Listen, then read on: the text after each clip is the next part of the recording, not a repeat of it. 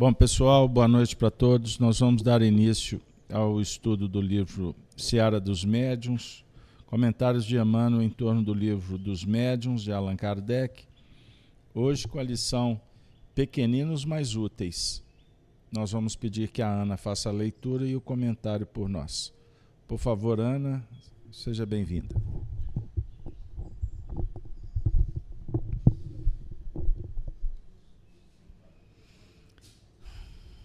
Livro Seara dos Médiuns, 21, Pequeninos, mas Úteis.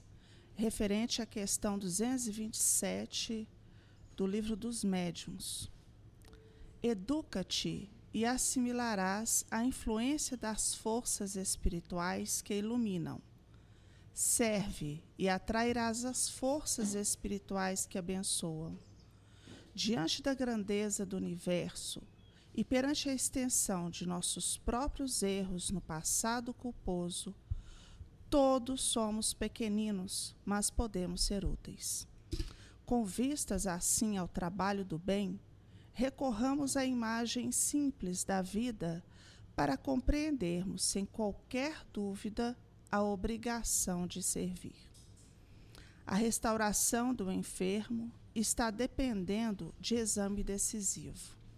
O diagnóstico está feito, os sintomas são evidentes, mas é necessário que esse ou aquele aparelho de análise, muitas vezes aparentemente de pouca monta, estabeleça a prova conclusiva para assistência segura. Para isso, no entanto, é indispensável que o recurso instrumental esteja em perfeitas condições. O salão à noite está lotado por assembleia numerosa, reunida com o objetivo de estudar importantes problemas de enorme comunidade. O temário está pronto, os planos são precisos, mas antes foi necessário que se valesse alguém de humilde tomada elétrica, a fim de que a luz se fizesse. Para isso, no entanto, foi indispensável que a instalação satisfizesse as exigências de sintonia. O comboio está repleto de personalidades respeitáveis para importante excursão. O programa é correto, o horário está previsto, mas é necessário que a pequena alavanca de controle seja acionada para que a locomotiva se ponha em movimento. Para isso, no entanto, é indispensável que a engrenagem permaneça na harmonia ideal. Ninguém perderá tempo perguntando se a pipeta do laboratório pertenceu a algum malfeitor, se os fios da eletricidade alguma vez passaram inadvertidamente pelo cano de esgoto, ou se o ferro da máquina terá servido algum dia em conflitos de sangue e ódio. Vale saber que, devidamente transformados, mostram-se em disciplina para ajudar. Desse modo, sabendo que todos somos instrumentos chamados à execução do melhor, e cientes de que a mediunidade, nesse ou naquele grau, é patrimônio comum a todos, ponhamo-nos a cooperar na obra do Cristo, nosso divino Mestre e Senhor.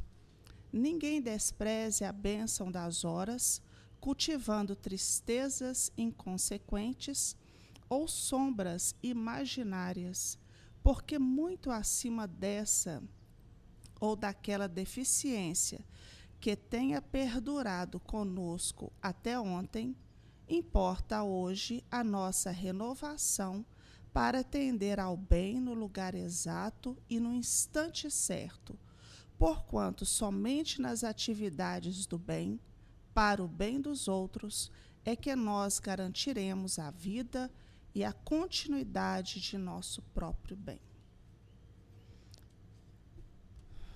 E nessa questão 227 do Livro dos Médiuns, o Allan Kardec inicia assim: se o médium, do ponto de vista da execução, não passa de um instrumento, exerce, todavia, influência muito grande sobre o aspecto moral. Essa questão 227 está no capítulo 20 da influência moral do médium. Então, a mediunidade em si, nós sabemos que ela é neutra. O que importa é o aspecto moral. E aí sim, exercerá grande influência. E ele fala mais à frente: as qualidades morais do médium exercem influência capital sobre a natureza dos espíritos que por ele se comunicam. Então, aqui ele vai continuar e vai falar dessa sintonia. O Emmanuel nos fala da sintonia. Ele nos diz o seguinte, Emmanuel. Então, não arranjemos desculpas para trabalhar no bem. Porque se ontem nós fazíamos parte de hordas das trevas, hoje nós estamos em outro piso. Então, por pequenino que nós sejamos ainda na evolução da vida, da alma, do espírito, nós temos condições de ajudar. E exercendo bem, fazendo bem, é aí que nós vamos conseguir, aos poucos, nos desvencilhando das nossas torpitudes, das nossas deficiências, nossas tendências inferiores. E é aí que nós vamos criando sintonia com os benfeitores. O Emmanuel, no início, ele fala, ele usa a palavra educar, educa-te, serve, somos todos pequeninos, mas podemos ser úteis. Qualquer trabalho é qualquer ação útil no bem. Então, ele ainda nos fala, sem qualquer dúvida, nós temos que entender que o servir, o cooperar com o outro é obrigação. Ali nós vamos relembrar, no Livro dos Espíritos, questão 785, qual o maior obstáculo ao progresso? O orgulho e o egoísmo. Refiro-me ao progresso moral, porquanto o intelectual se efetua sempre. Nós vamos lembrar que o Allan Kardec nos fala nos livros dos médiuns que o maior escolho do médium é o orgulho. E no Livro dos Espíritos, ainda, 909, a pergunta: poderia sempre o homem, pelos seus esforços, vencer suas más inclinações? Sim, e frequentemente fazendo esforços muito insignificantes. Então, esses esforços insignificantes nós estamos fazendo para domar as nossas más inclinações e termos uma melhor sintonia com os benfeitores do que com as sombras. Aí ele continua, o que lhe falta é a vontade. Quão poucos dentre vós fazem esforços. Nisso, ao estudarmos, nós estávamos lembrando, dentro de inúmeros casos que a doutrina espírita nos traz, por meio da psicografia do Francisco Cândido Xavier, nós vamos relembrar o nosso lar, quando o André Luiz vai até o Clarencio para pedir trabalho. Então, ele já está querendo trabalhar, auxiliar. E quando ele chega no Clarencio, tem uma senhora na frente dele. E ele ouve a conversa entre essa senhora, que é uma mãe zelosa, que quer voltar à terra para cuidar dos seus filhos. E aí o Clarencio fala assim com essa senhora: só no espírito de humildade e de trabalho é possível a nós outros proteger alguém. Então, essa senhora, se ela está na colônia Nosso Lar, então ela tinha méritos para estar lá. Mas ela queria ajudar os filhos à maneira dela. E o Clarencio, ele tenta colocar essa senhora em vários serviços lá dentro do Nosso Lar para auxiliar o outro. Aí coloca assim, o Clarencio colocou ela na turma de vigilância do Ministério da Comunicação. Aí ela responde: mas aquilo por lá era serviço intolerável, uma luta incessante contra entidades malfazejas. Era natural que não me adaptasse. Aí Clarencio tenta de novo e fala, coloca ela entre os irmãos da suportação, nas tarefas regeneradoras. Ela responde, pior, aqueles apartamentos andam repletos de pessoas imundas, palavrões, indecências, miséria. Clarencio recorda a ela, que a colocou para cooperar na enfermagem dos perturbados. Mas quem os tolerará, senão os santos? Fiz o possível. Entretanto, aquela multidão de almas desviadas assombra qualquer. Aí ele relembra a ela que ainda colocou ela nos campos de repouso. Era também impossível continuar ali. Só encontrei experiências exaustivas, fluidos estranhos, chefes ásperos. Aí o Clarencio, com muita paciência, ele fala com ela: o trabalho e a humildade são as duas margens do caminho do auxílio.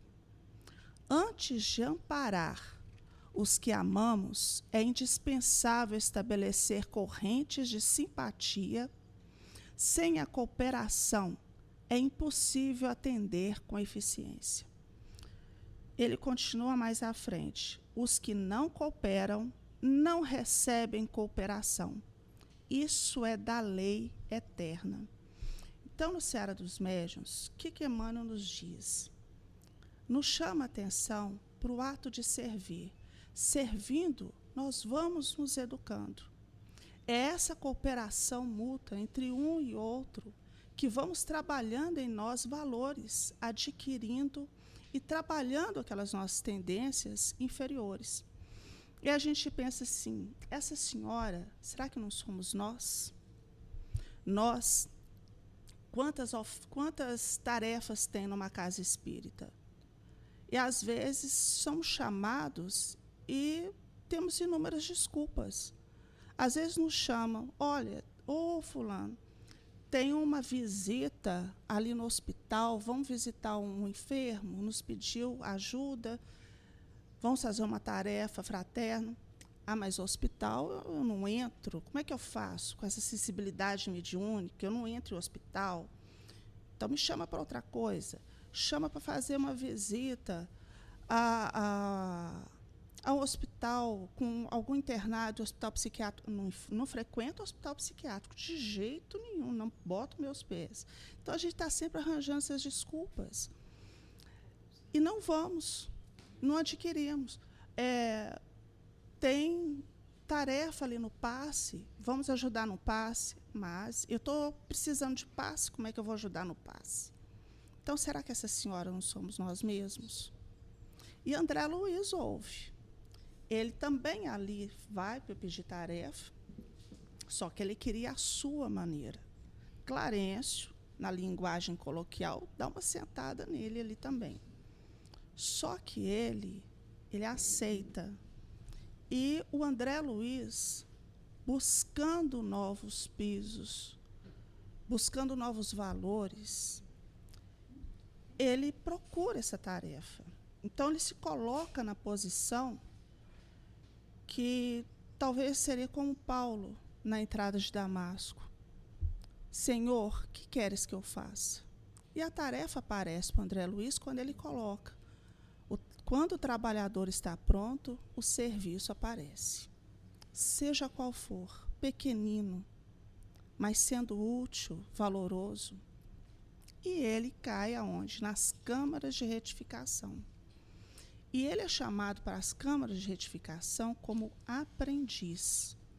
Ele vai lá para observar a tarefa. E chegando lá, junto com Tobias, o que acontece? Está lá Narcisa, dá a entender que ela está quase que sozinha. O Tobias ainda pergunta, cadê os servidores? Está com menos? Então, ela fala, estou com menos, né? Precisou de mais servidores em outro setor. E ele começa a mostrar ali para o André Luiz as câmaras de retificação. Aí, nisso, eles vão ver uma outra ala, como seria um isolado lá de um hospital, área isolada, onde estavam semi-mortos. E não foi fácil para o André Luiz. Ele relata, foi difícil, o odor fétido, as vibrações pesadas, os miasmas que eram exalados por aquelas entidades ali nas câmaras de retificação. Não estava acostumado com aquilo. Aquilo ali, ele poderia dar meia volta e falar assim, não, me dá outra tarefa mais tranquila, que essa eu não dou conta? Poderia. Só que o que ele fez? Ele buscou a alavanca da vontade e buscou o recurso da prece para não abandonar aquela tarefa que estava aparecendo ali para ele. Aí, nisso, Tobias resolve dar passe nesses semimortos. E o André Luiz coloca assim: fim da operação nos 2 primeiros, começaram ambos a expelir negra substância pela boca, espécie de vômito escuro e viscoso com terríveis emanações cadavéricas. Aí o Tobias responde: são fluidos venenosos que segregam. Narcisa fazia o possível para atender prontamente a tarefa de limpeza, mas ela estava ali sozinha, e eram muitos. Grande número deles deixava escapar a mesma substância negra e fétida. Foi então que, instintivamente, o André Luiz relatando, me agarrei aos petrechos de higiene e lancei-me ao trabalho com Arthur.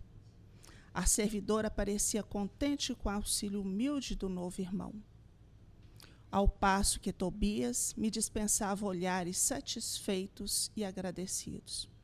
Então, aquele médico que queria servir lá dentro do nosso lar como médico, ele nos relata aqui no final desse capítulo: o serviço continuou por todo o dia, custando-me abençoado suor.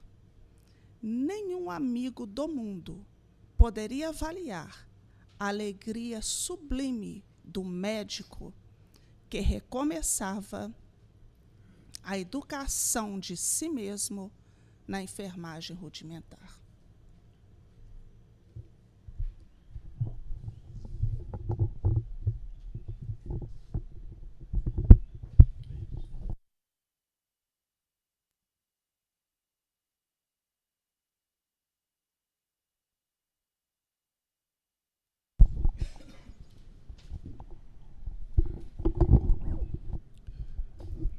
Bom, boa noite.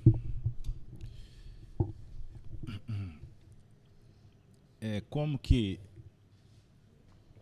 as obras do André Luiz, elas são um roteiro para os médiuns, para o trabalhador espírita. Porque em vários trechos você vai encontrar exemplos do trabalho. O trabalhador sob orientação e os seus desafios. Então, embora a gente olhe passando ao largo, está contando de um movimento no mundo espiritual, de alguém que estava tendo dificuldade em se adaptar, e a gente lê isso como apenas mais um depoimento. Então, quando você traz para a realidade da tarefa em si, essa lição ela tem assim, ela abre N ângulos. Essa senhora estava num ambiente hostil, enfermo. Você que trabalhou em hospital sabe como que é. Temos outros aqui profissional da saúde. Não é simples. Então, no hospital é odor não agradável. A gente lida com situações que mexem com as emoções. Você está lidando com dor, com escassez, com desespero, com a morte. Esse é o tema num hospital, não é isso? E, naturalmente, você vai lidar com o comportamento dos mais diversos entre os pacientes. Os cordatos, os cândidos e os rebeldes, os agressivos, não é mesmo? Você vai lidar com o ambiente dos orgulhosos, dos egoístas, dos vaidosos, mas também você se depara com exemplos extraordinários, seja no corpo dos funcionários, né? Entre os médicos, enfermeiros. A gente nota, né? Você está no hospital, como você, quando você é abordado por uma enfermeira ou um enfermeiro, você logo você já identifica a vibração, o interesse, a educação, a prestação de serviço, ela é qualificada ou não. Não é mesmo? Bom, esse é o painel. No mundo espiritual, nada diferente. E essa personagem está dizendo assim, pô, mas é esse serviço que vocês conseguiram para mim? Eu mereço coisa melhor. Afinal de contas, o que eu ganho aqui não serve para nada. Fulano ganha mais do que eu. Olha aqui a injustiça aqui na repartição, aquela enfermeira que tem muito menos tempo ganha mais. O horário que eles ajustam para ela sempre é mais favorável. Estou inventando aqui uma história, porque eu nunca trabalhei de enfermeira. Mas eu conheço esse ambiente de hospital. Não estou falando novidade nenhuma para vocês.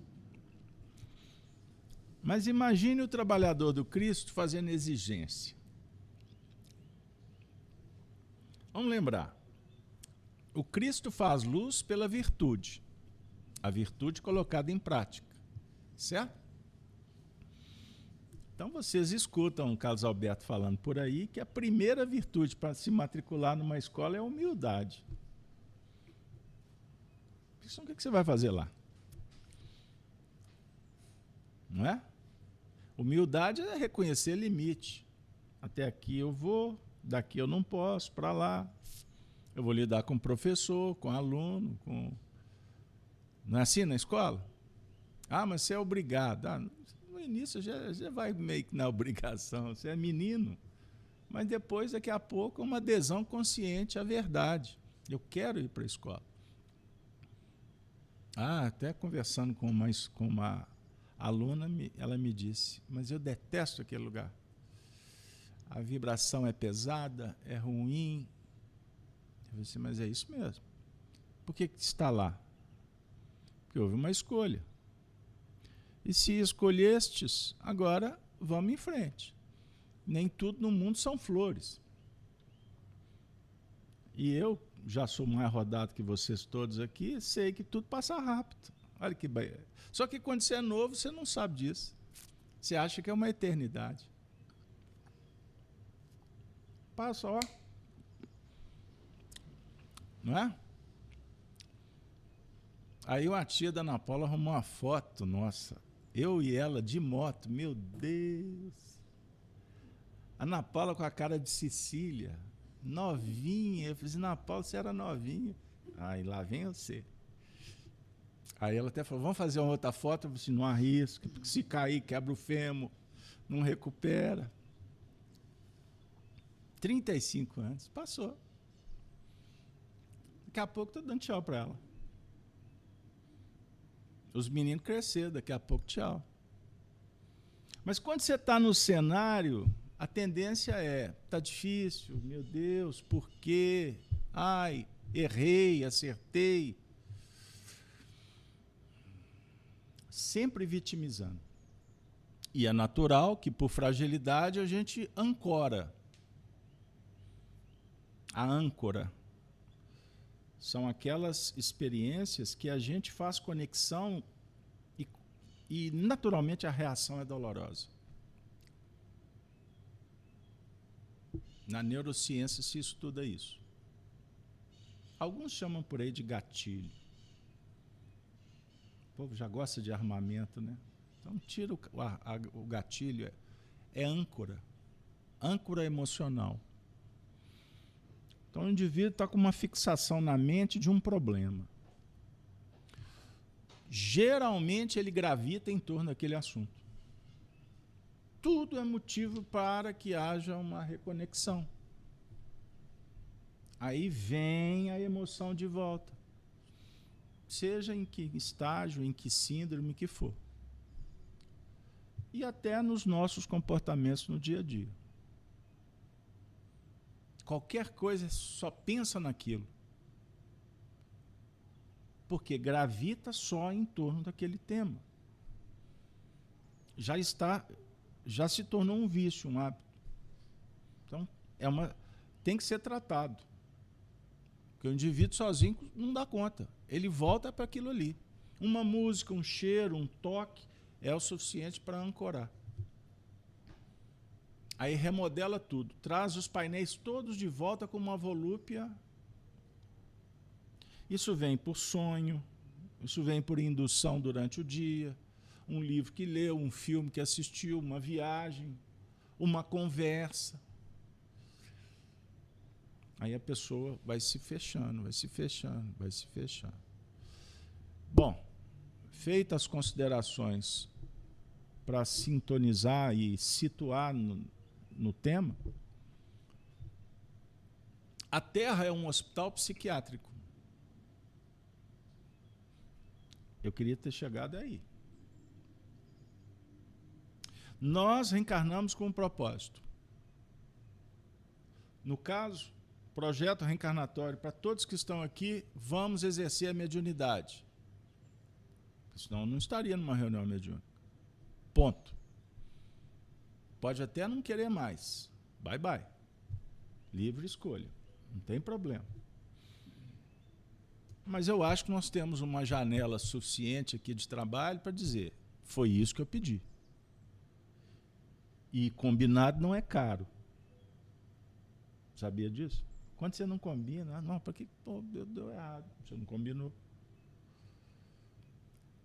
Podia ter falado, por que não falou? Agora tem que pagar o preço.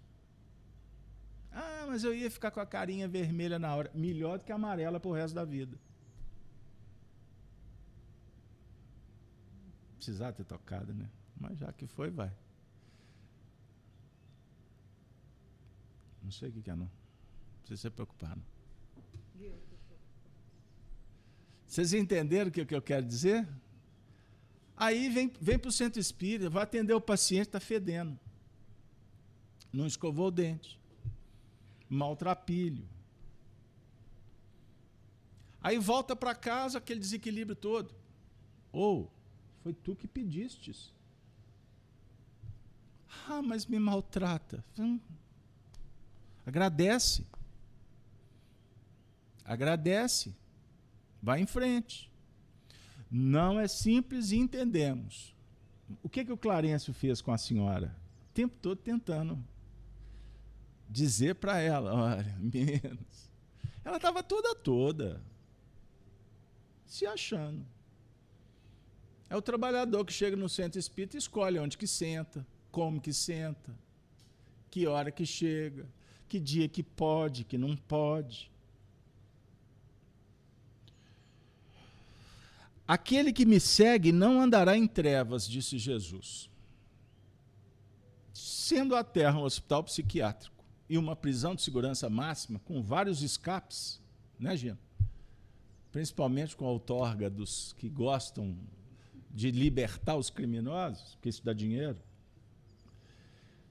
Mas sendo hospital e prisão, não dá para ter vida fácil. Você quer ficar no hospital? Não, e se você trabalhar lá, você tem que querer, ué. Mas você não trabalha lá, não. Você não trabalha lá. Então ninguém quer ficar no hospital. E muito menos o cemitério. Quer? Você quer ficar num presídio? Vocês conhecem um presídio? Vocês já foram num presídio? A gente ia fazer visita. Como é bom falar do evangelho naquele ambiente. Vocês não têm noção da complexidade espiritual do ambiente. Ninguém quer ir para esses lugares de sã consciência. Sobre o ponto de vista de que eu quero vida fácil, quero privilégio, quero só gozar, só. Não é esse o trabalho do Cristo. Então é para lá que nós vamos. Porque os vínculos estão lá. Então você não está indo só para cuidar dos outros, você está indo para limpar a área. Porque se o Cristo está te chamando para trabalhar naquele setor, é porque tu tem compromisso naquele setor, não é no outro setor. Da mesma forma, a família que tens é a que tu precisa. É a que mereces. E olha que mereces mesmo. Por mais que você ache que não é uma boa. Ai de nós, se não fosse estes compromissos. Você podia estar perdido por aí. E aí eu vou dizer mais. A tônica familiar diz o que você precisa. Como eu digo que psicólogo é o que mais precisa de terapêutica, professor é o que mais precisa de educação, e por aí vai. Vamos refletir. Como que o assunto é complexo. Então, a tônica da sua família dialoga com os potenciais que você tem e também os problemas que você traz. Sabe aquela tônica da família depressiva? Aquelas quantidades de casos de uma síndrome XYZ? Aí a ciência ortodoxa vai falar que existe a questão da hereditariedade. Em alguns pontos, sim, mas espiritualmente eles desconhecem. Porque se você não tem compromisso, você não vai herdar dos seus pais uma determinada doença. Porque o seu perispírito está vibrando em outras frequências. Como? A tendência é que herde mesmo, porque somos muito parecidos. Papai, mamãe, titi, papagaio, está todo mundo no mesmo pacote. Aquele que me segue não andará em trevas, você não pode perder o foco da virtude, do trabalho, da consciência. E a busca por uma frequência, uma sintonia diferente. Se a gente está vivendo um cenário confuso, nós temos que resolver isso. Agora, não é esperar que terceiros o façam. Somos nós. Vamos imaginar que uma grande parte do grupo, da manada, queira continuar assim. Se você não quer, significa que você pode ter uma oportunidade de ir embora. Está todo mundo indo para o buraco. Você não quer ir para o buraco. Você está avisando que tem um buraco. Você está orando por causa do buraco. Amortiza isso, Senhor, porque vai doer. Mas o grupo quer enfiar a cabeça no buraco, você não tem controle. Então muda a frequência, porque pode ser que a misericórdia te tire disso. Eu atendi um caso essa semana de uma desencarnação complexa e rápida. A família desestruturada. Mas como pode, tão jovem? Aí eu pensei comigo, que merecimento que ele teve? Porque eu conheço o grupo. Eu conheço o grupo. Para ele foi quase uma libertação. Poderia ter sido um missionário de ir até o fim e continuar carregando o grupo nas costas. Mas a espiritualidade liberou ele. Bora. Completista. Chega. Isso é merecimento. E quem está aqui está desesperado. Ai, meu Deus, ela morreu, ele morreu, isso, aquilo. Tão novo. Veja como somos infantis. Quanto essa senhora que está lá no mundo espiritual, ao invés de abraçar a vassoura, o balde, o rodo, limpar fezes, é isso que dá prêmio. Só que poucos se candidatam. Porque não é simples carregar o urinol do outro. Gostou? Você é antigo, hein? Tem mais urinol, não. Estou conversando com meu amigo aqui. Vocês não interferem, não. Certinho? Então, aquele que me segue não andará em trevas, sigamo-lo. A glória do Cristo a gente fica admirado, né? Há quem admire a glória do Cristo. Mas a admiração pura e simples pode transformar-se em êxtase inoperante. Ficamos todo mundo aqui. Não, Jesus, o Senhor fez tudo isso.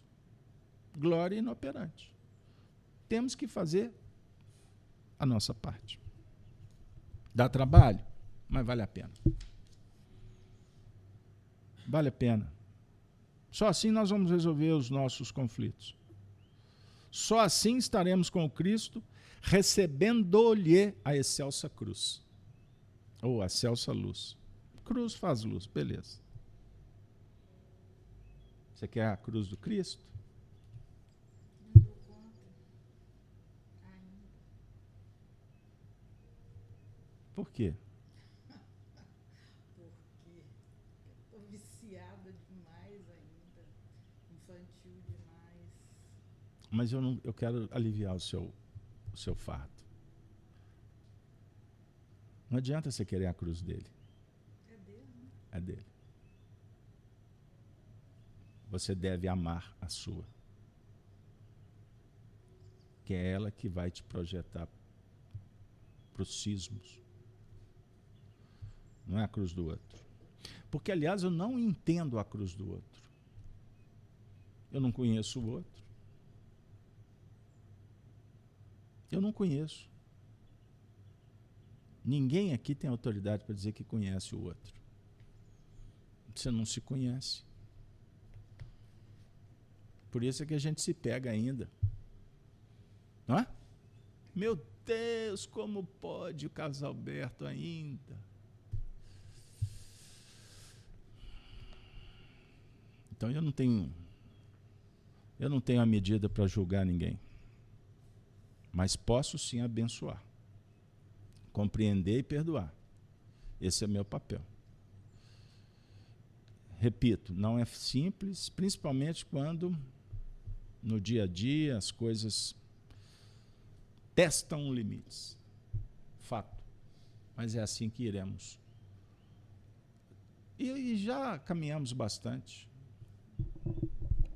De vez em quando é bom você olhar pelo que já passou. Você vai ver que passou. E você está aqui sobrevivendo. Você sabe que ontem na leitura da noite eu estava pensando exatamente isso. E falando, meu Deus, eu já tive um tanto abismo de vida mesmo. E hoje, se eu olhar para trás, eu só sei que eu saí dele porque eu estou aqui, mas eu não sei como. Em boa parte por misericórdia, uma mão que se estendeu. Não tenho a menor dúvida. Muitas vezes nós somos salvos sem ter informação. Salvo sem saber. Eu recebi uma pessoa lá em casa hoje, ele foi fazer um serviço para mim. Ele já me conhece há algum tempo, já esteve lá em casa outras vezes. Uma pessoa muito simples. Aí ele falou assim: Beto, eu posso te fazer uma pergunta?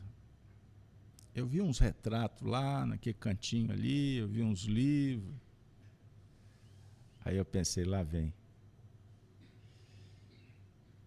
É isso mesmo que eu estou pensando? Eu falei assim, é. Eu não sei o que ele está pensando, mas ele perguntou se é isso mesmo, eu falei que é.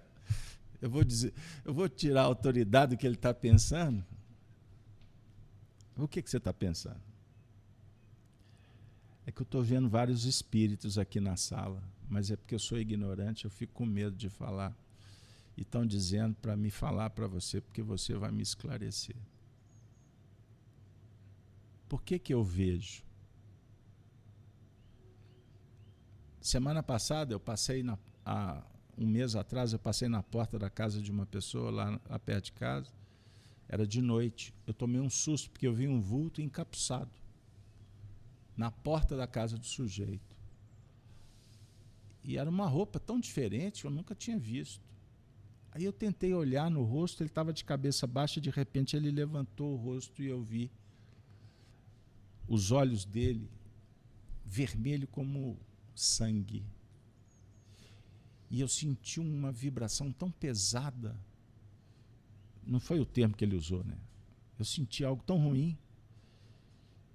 Eu tive na hora o impulso de sair correndo, mas eu falei assim, não, eu não vou correr. E aí eu resolvi olhar de novo, o vulto desapareceu. Uma semana depois eu tive notícia que aquela pessoa daquela casa morreu. Eu vi, foi a morte. Eu disse para ele, você está vendo a vida.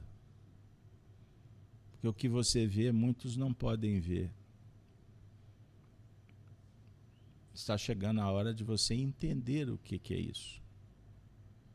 Porque ninguém tem um dom sem motivo. Tudo tem um propósito.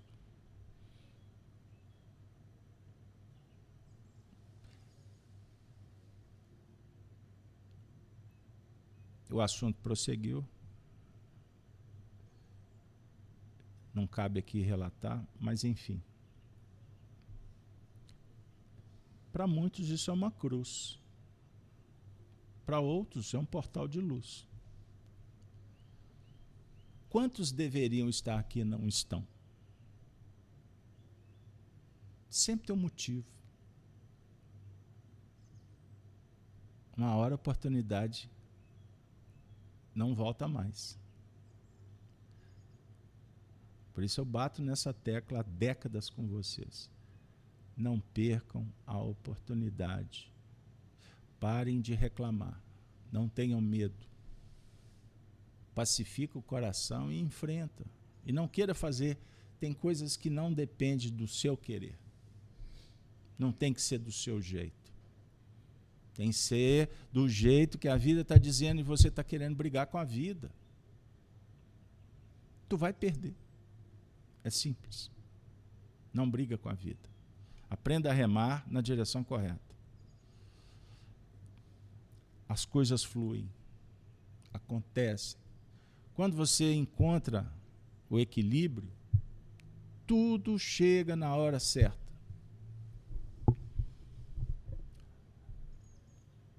Eu sei que complica quando não depende da gente. Não é? Quando tem um ou dois, virou família, problema. Porque você não tem controle mais. O relógio já não tem a sua administração. Então essa hora é a hora do silêncio. Não é a hora do debate, discussão, briga. Isso é mediocridade. Quem levanta a voz? Isso é covardia. Quem tem medo é que grita. Violento são os desequilibrados. É simples. A gente que complica. Que Deus nos abençoe. Vamos tomar os lugares. Denise e Regina. Ô, Gino, desliga o lado de trás, só o lado de trás. Regina.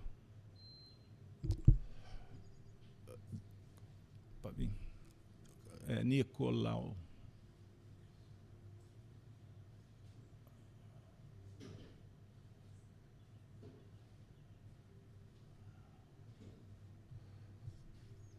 Regina.